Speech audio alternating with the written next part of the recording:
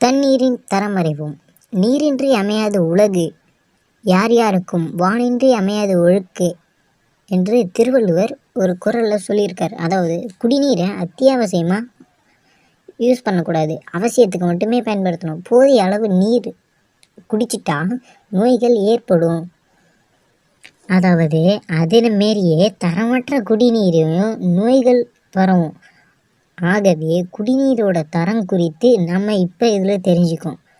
ஒரு 5 பாயிண்ட் சொல்கிறேன். ஃபஸ்ட்டு, குடிக்கிற நீரில் நைட்ரைட் ரசாயன உப்பு அதிகமாக இருந்தால் குழந்தைகளுக்கு உடல் பாதிப்பு ஏற்படும். செகண்டு, நீரின் காரணத்தன்மை அல்கலைன் அதிகமாக இருந்தால் சோர்வு வேக வைத்து பின்பு மஞ்சள் நிறமாக இருக்கும். பருப்பு காய்கறிகள் சரிவர வேகாது.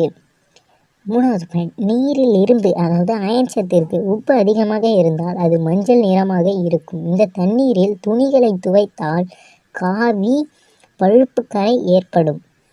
ஓகேவா? இதுலேருந்து நம்ம எப்படி பாதுகாக்கலாம் அப்படின்றது, காற்று, சூரியன் ஒளி ஆகியவை தொடர்ந்து படும் மேல்நிலை தொட்டிகளில் பாசி ஏற்படும். எளிமையான வடிவமைப்புகளை கொண்டு சுத்திகரிப்பு நீர் தொட்டிகளை பயன்படுத்தினால் இரும்பு உப்பின் அளவை குறைக்கலாம்.